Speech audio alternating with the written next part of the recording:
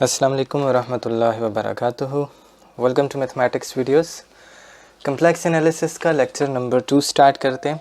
इस लेक्चर में हम अपनी पिछले लेक्चर की डिस्कशन को कंटिन्यू रखेंगे और आज के लेक्चर के अंदर हम nth roots of a complex number से रेलेवेंट कुछ इम्पॉर्टेंट एग्जांपल्स सॉल्व करेंगे, जिसके अंदर हमने किसी गिवन कम्प्लेक्स नंबर की required nth roots find out करनी होंगी।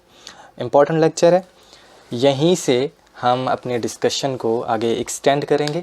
सबसे पहले हम पिछले लेक्चर में जो छोटी सी कंसेप्चुअल मिस्टेक आई है उसको करेक्ट कर लेते हैं। यहाँ पर मैंने आपको के मेंबर ऑफ इंटीजर्स लिखवाया था, तो अगर आप खाली के मेंबर ऑफ इंटीजर रखते हैं तो इसका मतलब है कि ये इक्वेशन जो है वो किसी एक इंटीजर के लिए सेटिस्फाई हो रही है, ठीक है, जबकि ये इक्वेशन सारे इंटीजर्स के लिए सेटिस्फाई हो रही थी।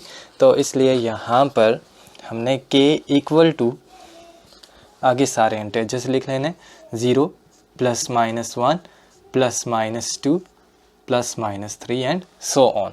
और बिल्कुल इसी तरह से यहाँ पर भी हमने वो ही करना। ठीक हो गया। अब हम अपनी डिस्कशन को यहाँ से आगे बढ़ाते हैं। गिवन कम्प्लेक्स नंबर z की nth रूट्स इस इक्वेशन को सेटिस्फाई कर रही हैं, ये आपको पिछले लेक्चर से पता है। इस इक्वेशन को हम रीराइट करें तो कैसे लिखेंगे, हम इसको आयलर फॉर्मूले का इस्तेमाल करें। r की पावर 1/n एक्सपोनेंशियल यानी e, इसकी पावर में क्या आएगा, iota multiplied with theta plus 2k pi by n। तो यहाँ से आप n को अलहदा करके लिख लें, theta by n plus 2k pi over n। ठीक हो गया। अगर यहाँ पर k इक्वल टू 0 पुट कर दिया जाए तो फिर आपके पास आर्गुमेंट क्या आ जाएगा, थीटा बाय n, ठीक है। और ये क्या होगा, ये आपकी रूट का प्रिंसिपल आर्गुमेंट है। ठीक हो गया, जिसकी वजह से ये जो करस्पॉन्डिंग रूट हमारे पास आएगी k इक्वल टू 0 के करस्पॉन्डिंग, वो रूट क्या कहलाएगी, वो प्रिंसिपल रूट कहलाएगी। तो फिर प्रिंसिपल रूट जिसको मैं c0 से डिनोट करूँगा वो किसके इक्वल होगी, r की पावर 1/n एक्सपोनेंशियल, इसकी पावर में क्या आ जाएगा, थीटा बाय n। ठीक हो गया। ये आपकी कौन सी रूट होगी, ये आपकी प्रिंसिपल रूट है। ठीक हो गया। अब इसके बाद आपने क्या करना है, r की पावर 1/n को रिमूव करें, यानी कि इसको 1 के इक्वल सेट करें। थीटा बाय n को रिमूव करें, यानी इसे 0 के इक्वल सेट करें, और k को भी 1 के इक्वल सेट करें। और जो रिजल्टिंग एक्सप्रेशन बनेगी राइट हैंड साइड पे उसको ओमेगा n से डिनोट करें। तो आपके पास ओमेगा n किसके इक्वल आ जाएगा, एक्सपोनेंशियल, और पावर में आ जाएगा आयोटा और multiplied with 2 pi over n। ठीक हो गया। इसको आप इक्वेशन नंबर 1 बनाएं। अब इसके बाद आप क्या करें कि इस एक्सपोनेंशियल को ब्रेक डाउन करके लिखें, यानी कि आपको पता है कि e की पावर में x प्लस वाई लिखा हो तो आप इसको कैसे लिखा करते हैं, e की power x multiplied with e की पावर y। ठीक हो गया, तो इसका यूज़ करें यहाँ पर। तो आपके पास क्या आ जाएगा, ओमेगा या w is equal to r की power 1/n exponential of iota theta by n और फिर मल्टीप्लाइड विद एक्सपोनेंशियल पावर में iota into 2k pi over n। Clear हो गया। और साथ में k की वेरिएशन क्या है, 0 1 up to so on to n-1। ठीक है। अब ये वाली जो क्वांटिटी है r की पावर 1/n और आगे exponential power iota theta over n, ये किसके इक्वल है, c0 के इक्वल है। तो फिर आपके पास nth रूट्स किसके इक्वल होगी, w is equal to c0 और फिर आगे exponential iota 2k pi over n। अगर ओमेगा n की पावर आप कितनी कर दें, k कर दें, तो e की पावर में क्या आ जाएगा, k मल्टीप्लाई हो जाएगा, तो यहाँ पर क्या आ जाएगा, 2k पाई। ठीक हो गया। तो ये वाली क्वांटिटी क्या होगी, ओमेगा n पावर k। ठीक हो गया, where k is equal to 0 1 so on to n-1। Clear है। तो ये वाली जो इक्वेशन है आपको क्या दे रही है, ये आपको nth roots of the complex number z दे रही हैं। क्लियर हो गया। अब इसी का इस्तेमाल करते हुए हमने आगे एग्जांपल्स को सॉल्व करना है। आज की एग्जांपल्स और असाइनमेंट्स हम पंजाब यूनिवर्सिटी की रिकमेंडेड टेक्स्ट बुक्स में से एक book complex variables 8th edition written by James Brown and R Churchill इससे ले रहे हैं। ठीक हो गया। इस बुक का लिंक आपको ग्रुप के अंदर मिल जाएगा अगर आप एकेडमी में एनरोल्ड हैं। तो स्टार्ट करते हैं। सबसे पहले एग्जांपल के अंदर आपसे कहा जा रहा है कि complex number z is equal to -8 iota की क्यूब रूट्स फाइंड आउट करें। ठीक हो गया। यानी कि आपने -8 आयोटा पावर 1/3 इसको फाइंड आउट करना है। ठीक हो गया। z की पावर 1/3 को फाइंड आउट करना है। तो इसके लिए सबसे पहला काम क्या करना पड़ेगा, हमें इस कम्प्लेक्स नंबर का प्रिंसिपल आर्गूमेंट फाइंड आउट करना पड़ेगा। इसके लिए हमें पहले z को कैसे लिखना है, 0 + -8 आयोटा। ठीक हो गया। तो प्रिंसिपल आर्गूमेंट या आर्गूमेंट की प्रिंसिपल वैल्यू जो कि मैंने आपको पिछले लेक्चर में बताई थी वो क्या होती है। हमें पता है कि किसी कम्प्लेक्स नंबर के बहुत सारे आर्गूमेंट्स होते हैं। ठीक है, इनफाइनाइटली मैनी आर्गूमेंट्स हैं, ये हमने पिछले लेक्चर में सीखा था। अब उनमें से एक ऐसा आर्गूमेंट जो कि -π से लेकर π इस क्लोज्ड इंटरवल में लाई करे, इससे बिलोंग करे, ऐसे आर्गूमेंट को हम प्रिंसिपल आर्गूमेंट कहते हैं और इसमें हम कैपिटल ए का इस्तेमाल करते हैं। ठीक है, अगर कैपिटल ए नहीं है, स्मॉल ए आर जी है, तो वो दूसरा आर्गूमेंट है। तो ये किसके इक्वल आएगा। अब यहाँ पर देखें ज़रा, एक्स वैल्यू यहाँ पर 0 है। ठीक है, तो इसका मतलब है हम कॉस थीटा का इस्तेमाल नहीं करेंगे, हम साइन थीटा इस्तेमाल करेंगे। ठीक है, पोलर फॉर्म से। तो sine of argument, principal argument of z is equal to y component यानी कि -8 divided with absolute value of z की एब्सोल्यूट वैल्यू जो है वो क्या बनेगी, वो बनेगी 8 ही बनेगी। ठीक हो गया।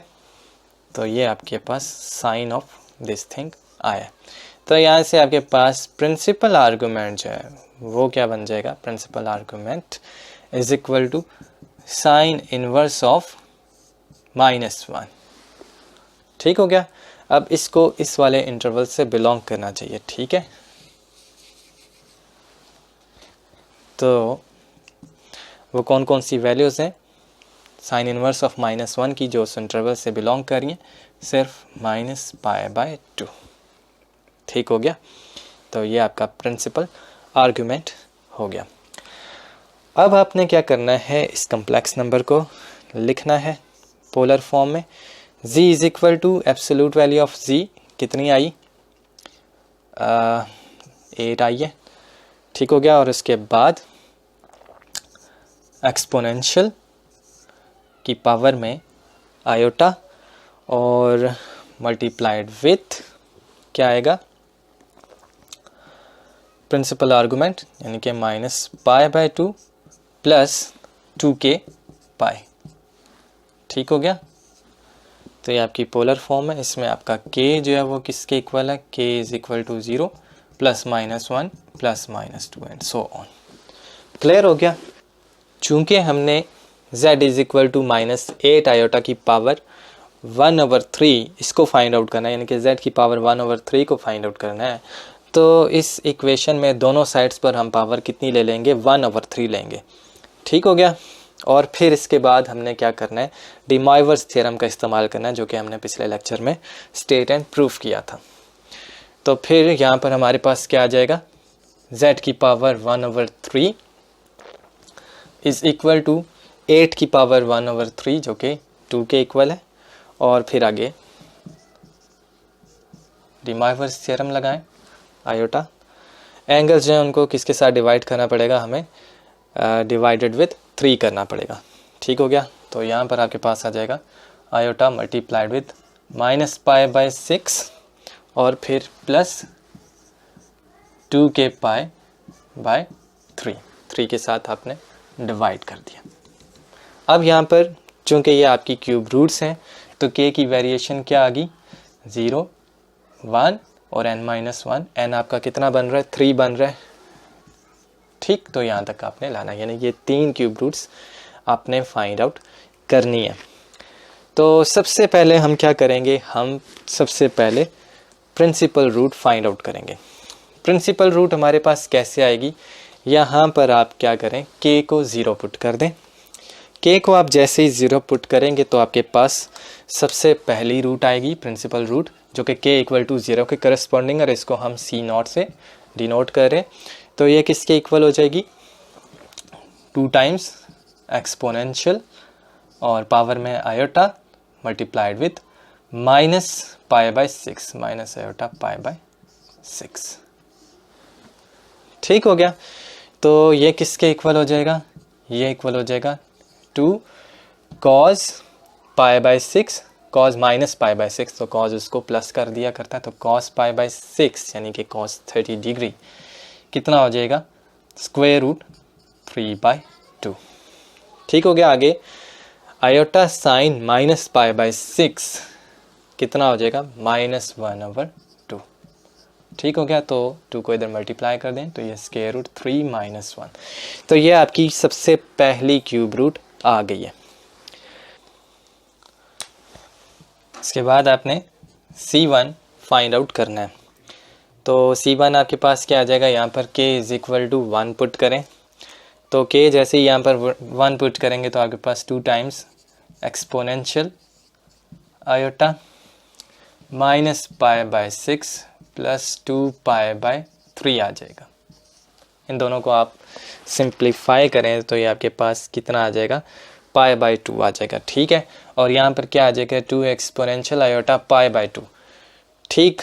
तो फिर C1 जो है वो किसके इक्वल हो गया, 2 multiplied with cos pi by 2 जो कि 0 के इक्वल है, और फिर प्लस आयोटा साइन पाई बाय 2 जो कि सिर्फ आयोटा के इक्वल है। तो ये आपके पास 2 आयोटा आ जाएगा। क्लियर हो गया। और फिर इसी तरह से आपके पास C2 जो है वो क्या आ जाएगा, ये आपने खुद ही फाइंड आउट करना है। ये इक्वल हो जाएगा 2 times exponential of 7 pi by 6। ठीक है। और ये किसके इक्वल हो जाएगा, -k√3 - 1। ठीक हो गया। होपफुली आपको इस वाली एग्जांपल की समझ आ गई होगी। लेकिन मैं आपको इसको जो हमने शुरू में पढ़ा था ओमेगा n वाला मेथड, उसके थ्रू भी कराना चाहता हूँ। उससे ये जल्दी सॉल्व हो जाएगी, इतनी लंबी ये कैलकुलेशंस करने की ज़रूरत नहीं रहेगी। तो इसके लिए हमने क्या करना है, सबसे पहले ओमेगा n को फाइंड आउट करें। ओमेगा n यहाँ पर क्या है, n यहाँ पर हमारा 3 आ रहा है। ठीक है। तो यानी कि आपने ओमेगा 3 को फाइंड आउट करना है। तो आपके पास कैसे आता है, इस वाली इक्वेशन में आपने क्या करना होता है, इसको ख़त्म करना होता है और इसको ख़त्म करना होता है। बाकी जो रह जाता है उसको ओमेगा n बना दें। एक्सपोनेंशियल पावर में क्या आ जाएगा, आयोटा, और फिर वहाँ पर 2 पाई बाय 3। ठीक है। तो ये आपका ओमेगा 3 हो गया। तो आपकी जो रूट्स हैं वो किस इक्वेशन को सेटिस्फाई करती हैं, आपको पता है कि वो सेटिस्फाई करती हैं CK। आपकी रूट्स CK जो हैं वो सेटिस्फाई करते हैं C0 ओमेगा नॉट की पावर K। ठीक हो गया। तो K इसमें क्या आएगा, K is equal to 0, 1 and 2। ठीक है। तो फिर यहाँ पर आपकी जो सबसे ये वाली जो रूट है C1 वो किसके इक्वल हो जाएगी, C0, और फिर ओमेगा 3 पावर 1। ठीक हो गया। C0 आपने पहले से निकाल रखा है, ओमेगा 3 आपने यहाँ पर मेंशन कर लिया। इसी तरह से आपका जो C2 है वो क्या हो जाएगा, C0 ओमेगा 3 का स्क्वायर। अगर आप यूँ भी लिख लेते हैं और साथ में मेंशन करते हैं कि ओमेगा 3 ये है, तो फिर आपको ये लिखने की ज़रूरत नहीं है, ये भी आपके आंसर्स हैं। ठीक है। इससे भी शॉर्ट और कंसेप्चुअल मेथड है वो ग्राफिकली इन रूट्स को फाइंड आउट करना, तो वो भी आप सीख लें। चूँकि अब आप सीनियर स्टूडेंट्स हैं तो आपको डिफरेंट टेक्निक्स जो हैं वो पता होनी चाहिए। तो सबसे पहले आप तो इसको देखें कि रूट्स जो हैं वो एक दूसरे से कितनी अपार्ट हैं। ठीक है। इसके लिए आप क्या करें, तो सर्कल बनाएं। हमें पता है कि सारी की सारी जो रूट्स होंगी वो एक सर्कल के ऊपर लाए करेंगी, एक ही सर्कल के ऊपर इसलिए लाए करेंगी क्योंकि इन सारी रूट्स में एब्सोल्यूट वैल्यू ऑफ z जो है वो कितना आ रहा है, एब्सोल्यूट वैल्यू जो है वो 2 के इक्वल आ रही है। ठीक है, तो ये सारी जो रूट्स हैं वो 2 यूनिट्स के सर्कल के ऊपर लाए कर रही हैं। ठीक, सबसे पहले हम प्रिंसिपल रूट को देखेंगे। प्रिंसिपल रूट के लिए जो आपका आर्गूमेंट है वो कितना बन रहा है, -π/6। ठीक है, तो -π/6 किधर आएगा, -π/6 के लिए हमें एंटी क्लॉकवाइज रोटेट करना पड़ेगा। तो ये वाला आर्गूमेंट -π/6 है, -30 डिग्रीज है, तो ये हो गया -π/6। ठीक, और सर्कल का रेडियस कितना है, ये 2 है, इसको r = 2 कह दें। ठीक है, तो ये वाला जो नंबर है ये आपका कौन सा हो जाएगा, ये आपका C0 हो जाएगा। ठीक है, और C0 किसके इक्वल है, √3 - 1 के। C0 को आपने हमेशा इसी तरह से फाइंड आउट करना होगा, बाकियों को फिर आप इस तरह से फाइंड आउट कर सकते हैं। अब बाकी जो रूट्स हैं वो कितनी अपार्ट हैं एक दूसरे से, k = 1 पुट करें तो ये है 2π/3। इसी के अंदर आप क्या करेंगे, यानी कि -π/6 के अंदर क्या ऐड करेंगे, 2π/3 ऐड करें तो आपके पास दूसरी रूट आ जाएगी। अब ये कितना है, -30 डिग्री। ठीक है, इसके अंदर 2π/3 ऐड करें यानी कि 120 डिग्री ऐड करें तो कितना आंसर आ जाएगा, 120 डिग्री माइनस ये कितना है 30, तो ये बन जाएगा 90 डिग्रीज। तो ये हो गया ये, तो दूसरी रूट आपकी ये बन गई, तो 90 डिग्रीज का एंगल बन गया इसका पॉजिटिव।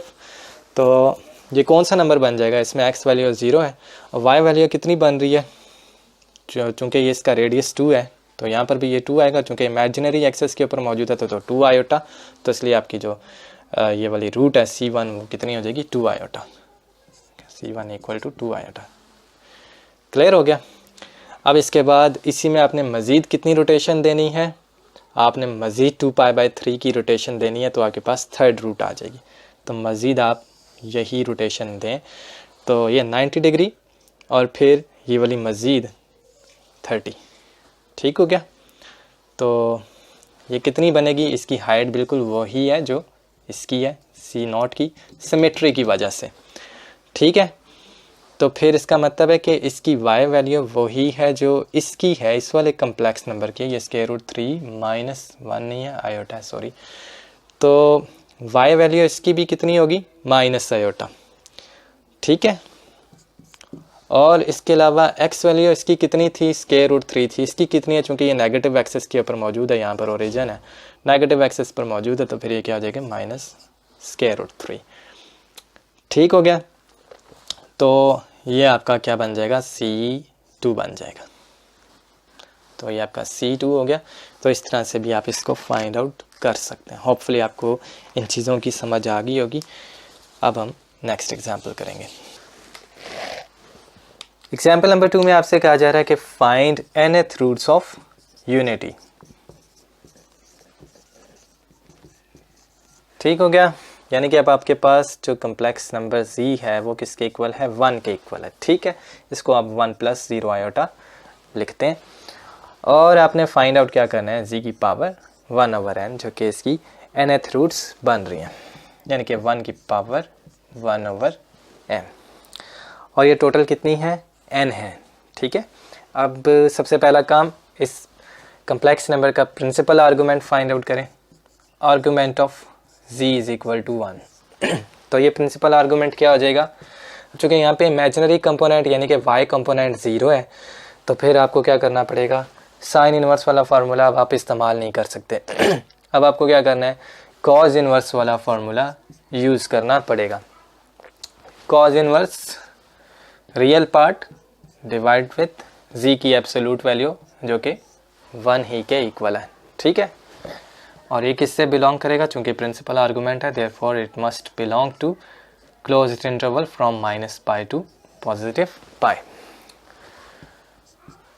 तो कॉज इनवर्स ऑफ 1 जो कि 0 के इक्वल है 2π 4π, लेकिन 2π 4π 6π यानी कि 0 के अलावा बाकी जितने इवन मल्टीपल्स ऑफ पाई हैं वो हम इसलिए नहीं ले सकते क्योंकि वो इस इंटरवल से बाहर चले जाएंगे, तो फिर इसका मतलब है कि आर्गूमेंट ऑफ z जो है वो किसके इक्वल है, वो 0 के इक्वल है। अब आप इस कम्प्लेक्स नंबर को कैसे लिखेंगे, z is equal to z की एब्सोल्यूट वैल्यू यानी कि 1 मल्टीप्लाइड विद एक्सपोनेंशियल और फिर पावर में आयोटा आ जाएगा और फिर multiplied with principal argument plus 2k pi. ठीक हो गया। अब यहाँ पर k क्या है, k is equal to 0 plus minus 1 plus minus 2 and up to so on. ठीक हो गया। z की पावर 1/n को आपने इवेल्युएट करना है, तो दोनों तरफ पावर 1/n रेस करें और डी मॉइवर्स थ्योरम का इस्तेमाल करें, तो फिर आपके पास आ जाएगा 1 की पावर 1/n और एक्सपोनेंशियल पावर में क्या आ जाएगा, आयोटा। डी मॉइवर्स थ्योरम की वजह से 0/n plus 2k pi divided with n। ठीक है, तो ये डी मॉइवर्स थ्योरम लग गया। ठीक है, और ये हमारी रिक्वायर्ड रूट्स हैं, तो यहाँ पर k जो है वो कितना हो गया, 0 1 and up to so on to n-1। Clear हो गया, इस चीज़ का आपको अच्छी तरह से पता चल चुका है। अब इसके बाद अब हम आगे चलते हैं। सबसे पहले हम प्रिंसिपल रूट z0 या c0 फाइंड आउट करते हैं, तो वो किसके करस्पॉन्डिंग है, k इक्वल टू 0 के करस्पॉन्डिंग। 1 की पावर 1/n जो कि 1 ही के इक्वल है, फिर आगे एक्सपोनेंशियल ऑफ आयोटा, ये 0 है ऑलरेडी और यहाँ पे k 0 पुट कर रहे हैं, तो ये सारा ही 0 हो गया। ठीक, तो ये किसके इक्वल हो गया, 1 के इक्वल हो गया। क्लियर है। और इसके अलावा C1 किसके इक्वल आएगा, अभी जो फॉर्मूला हमने शुरू में पढ़ा उसके मुताबिक ये C0 टाइम्स ओमेगा n। ठीक हो गया। इसी तरह से आपके पास C2 जो है वो किसके इक्वल हो जाएगा, C0 टाइम्स ओमेगा n का स्क्वायर। अब C0 1 है तो ये ओमेगा n हो जाएगा और ये ओमेगा n स्क्वायर हो जाएगा अप टू सो ऑन। आखिरी कौन सी हो जाएगी, k इक्वल टू n-1, तो Cn-1 जो वो क्या हो जाएगी, C0 ओमेगा n पावर कितनी आएगी, n-1। क्लियर हो गया। तो ये क्या हो गया, ओमेगा n पावर n-1। लेकिन यहाँ पर मेंशन भी तो करना है कि ओमेगा n किसके इक्वल है, तो ओमेगा n किसके इक्वल है आप जानते हैं। जस्ट आपने क्या करना है, यहाँ पर इसको 1 कर देना है, इस वाली टर्म को ख़त्म कर देना और यहाँ पर k जो है वो 1 कर देना है। तो ये हो गया एक्सपोनेंशियल पावर में iota multiplied with 2 pi by n। ठीक हो गया। तो ये आपकी रिक्वायर्ड n रूट्स थी, तो ये आपका आंसर है। अब जस्ट इसको ग्राफिकली एनालाइज कर लें कि ये रूट्स कैसी बन रही हैं।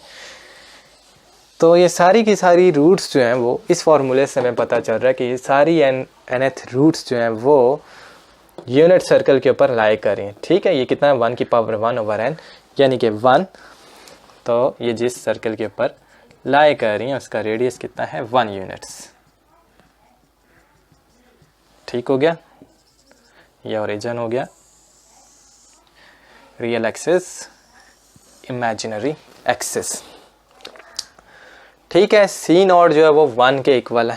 ठीक है, तो वो कौन सा पॉइंट है, 1 प्लस 0 आयोटा, ये वाला पॉइंट बन गया, ये आपका C0 है। इससे आगे वाली जो रूट है यानी कि C1 वो इससे कितना अवे है, यहाँ पर k की जगह 1 लगाएं, 2 पाई बाय n। ठीक, तो C1 जो है वो ये वाली बन गई और यहाँ पर आपने लगाना है कि ये क्या है, 2 पाई बाय n। ठीक हो गया। इसी तरह से अगली वाली 4 पाई बाय n एटसेट्रा, बिल्कुल इसी तरह से 2 पाई बाय n का डिफरेंस देते जाना है। क्लियर हो गया। अगर आप n की कोई पर्टिकुलर वैल्यू रखें, मिसाल के तौर पे अगर आप रख लें n इज़ इक्वल टू 2 कर दें, n इज़ इक्वल टू 2 करते हैं यहाँ पर, तो फिर ये आपके पास क्या आ जाएगा, 2 और 2 कट हो जाएगा तो k पाई आ जाएगा। ठीक हो गया। तो इस केस में अगर आपके पास ये 1 पहले वाली C0 बन गया तो दूसरी वाली जो वो कितनी अवे होगी, पाई यूनिट्स अवे होगी, तो C1 जो इस केस में ये बन जाएगा। ठीक है, और C2 जो वापस C0 बन जाएगा, पाई यूनिट्स का इसमें डिफरेंस आता रहेगा, ठीक है, एंगल्स में। और फिर इसी तरह से अगर n इज़ इक्वल टू 3 रखते हैं तो यहाँ पर आपके पास क्या आ जाएगा, 2π/3 आ जाएगा। के अगर आप यहाँ पर 1 लगाते हैं तो 2π/3 आ जाएगा। तो फिर अगर पहली रूट यहाँ पर है तो दूसरी रूट जो वो कहाँ पर आ जाएगी, 2π/3।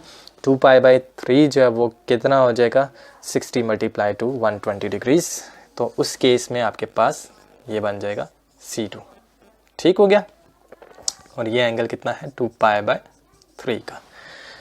ठीक, और फिर इसी में मज़ीद 2π/3 एंगल्स आप ऐड करें तो आपके पास ये वाला पॉइंट बन जाता है।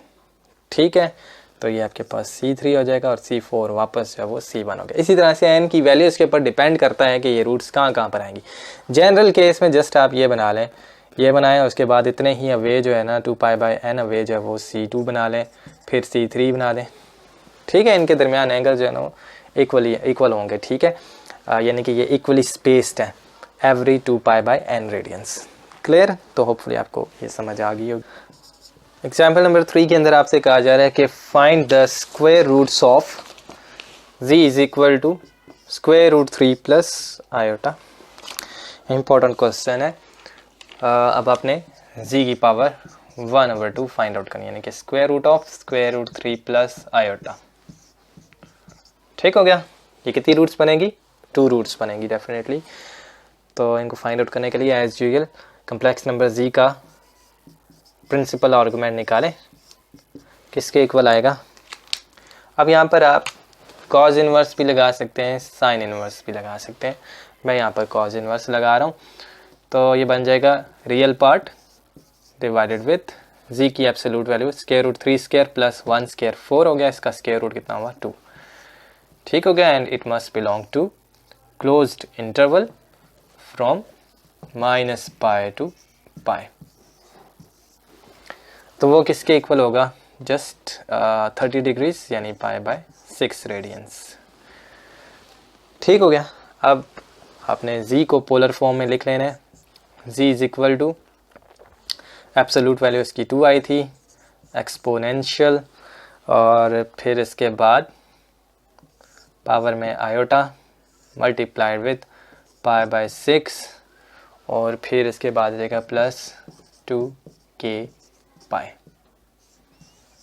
k की variations 0 + -1 and up to so on. ठीक हो गया। स्क्वायर रूट लें और फिर इसके बाद टिमाइवर्स थ्योरम लगाएं। √2 एक्सपोनेंशियल, पावर में आयोटा, अब इनको 2 के साथ डिवाइड करें तो π/12 + k π। क्लियर हो गया। ठीक है, आयोटा इसके साथ होल मल्टीप्लाई हो रहा है। तो और यहाँ पर अब k की वेरिएशन चेंज हो जाएगी। k इज इक्वल टू एक 0 हो गया और दूसरी रूट 1 की करस्पॉन्डिंग 0 and 1। ठीक है जी। तो अब सबसे पहले आपने C0 निकालना है। C0 आपके पास क्या आ जाएगा, k यहाँ पर 0 लगा लें तो आपके पास ये बन गया √2 एक्सपोनेंशियल, पावर में आयोटा π/12, आयोटा π/12। ठीक है, आयलर फार्मूला लगाएं यहाँ पर। तो ये √2 होल मल्टीप्लाइड विद cos π/12 आ गया, और फिर प्लस आयोटा sin π/12। ठीक है, cos π/12 क्या होता है ये तो हमें नहीं पता। अलबत्ता अगर हम फार्मूला यूज़ करें बेसिक ट्रिग्नोमेट्री के, cos स्क्वायर थीटा को हम क्या रखा करते हैं, किसके इक्वल रखते हैं, 1 + cos 2 theta divided with 2, double angle identity के मुताबिक। तो इसी तरह से यहाँ पे अगर हम थीटा की जगह क्या लगा लें, π/12 लगा लें, तो ये क्या बन जाएगा, cos square of π/12 is equal to 1 + cos π/12 को 2 से मल्टीप्लाई करें cos π/6। ठीक हो गया, डिवाइडेड विथ 2। ठीक है, अब इसका स्क्वायर रूट ले लें तो cos π/12 जो है वो किसके इक्वल हो जाएगा, √1 + cos pi by 6, cos pi by 6 यानी कि cos 30 डिग्रीज किसके इक्वल होता है, स्क्वायर रूट 3/2 के इक्वल है, ठीक है, और फिर डिवाइडेड विथ 2। तो ये किसके इक्वल हो जाएगा, 2 plus square root 3 divided with, वो एलसीएम वाला 2 नीचे आएगा 4 हो जाएगा, और उसका स्क्वायर रूट निकालें तो वो 2 हो जाएगा, और इसका भी स्क्वायर रूट, ठीक हो गया, 2 प्लस स्क्वायर रूट 3 का स्क्वायर रूट, ठीक। तो ये आपके पास आ गया cos पाई बाई 12। बिल्कुल इसी तरह से आपने sin पाई बाई 12 जो है वो भी निकालना है। तो जब आप sin पाई बाई 12 निकालते हैं तो वो कितना हो जाता है, sin pi by 12 is equal to, ये आ जाएगा 2 minus square root 3 divided with 2, और इस वाले के ऊपर स्क्वायर रूट। अब आप sin पाई बाई 12 और cos पाई बाई 12 की वैल्यूज़ उठा के C नॉट के अंदर पुट करें और थोड़ा सा सिंप्लीफाई करें तो C नॉट जो है वो किसके इक्वल हो जाएगा, 1/√2 multiplied with square root of 2 plus square root 3 और फिर प्लस iota square root of 2 minus square root 3, ठीक हो गया। C नॉट आपके पास आ गया। अब आप ओमेगा n निकालें, ओमेगा n निकालने के बाद आपके पास दूसरी जो रूट्स हैं वो ऑटोमेटिकली आ जाएंगी। ओमेगा n जो है वो आपने देख के निकाल लेना है, ठीक हो गया। ओमेगा n यहाँ पर क्या बनेगा, 2 बनेगा, ठीक है। तो वो बनता है एक्सपोनेंशियल ऑफ आयोटा पाई, ठीक हो गया। और वो किसके इक्वल होगा, वो इक्वल होगा -1 के, क्लियर। और अब आपके पास जो रिक्वायर्ड रूट्स हैं वो क्या बनेगी, C1 जो वो क्या बन गया, C naught multiplied with omega 2 that is equal to -1, so C1 is equal to minus C naught, ठीक हो गया। तो जो कि किसके इक्वल है, -1/√2 मल्टीप्लाइड विथ ये वाली सारी चीज़। तो फिर required square roots of given complex number क्या क्या बन जाती हैं, C नॉट जो कि इसके इक्वल है और C1 जो कि इस चीज़ के इक्वल है। तो ये आपका आंसर हो गया। इसको आप ग्राफिकली भी देख लें, उसके बाद मैं आपको होमवर्क असाइनमेंट्स दे देता हूँ। तो ये रूट्स कौन से सर्कल के ऊपर लाई करेंगी, या ऐसे सर्कल के ऊपर लाई करेंगी जिसका रेडियस जो है वो कितना बन रहा है, वो बन रहा है √2, ठीक हो गया। जो हमने z की पावर 1/2 निकाला था उसमें शुरू में क्या आ रहा था, √2 आ रहा था, तो इसलिए इसका रेडियस जो है इस सर्कल का वो हो गया √2, r इज इक्वल टू √2। ये आपका ओरिजिन है, ठीक है। प्रिंसिपल रूट का एंगल जो है वो कितना बन रहा है, π/12, ठीक है। z की पावर 1/2 वाली एक्सप्रेशन को दोबारा से देखें, ठीक है। तो वहाँ पर क्या आ रहा है, π/12 आ रहा है, तो प्रिंसिपल रूट का एंगल बन गया π/12, ठीक हो गया। और जो दूसरी रूट है वो इससे कितना अवे है, वो इससे पाई यूनिट्स अवे है, तो ये बन गई एग्जैक्टली इसके ऑपोजिट। तो ये आपकी C नॉट है और ये आपकी C1 है।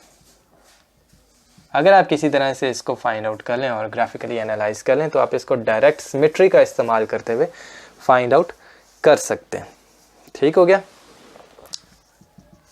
तो इसमें आप देख सकते हैं इसकी x वैल्यू वही है लेकिन नेगेटिव x एक्सिस पे लाई कर रही है, इसकी y वैल्यू भी वही है जो C नॉट की लेकिन नेगेटिव y एक्सिस पर लाई कर रही है, तो इसीलिए जो C1 थी वो -C नॉट के इक्वल आई हुई है, ठीक है।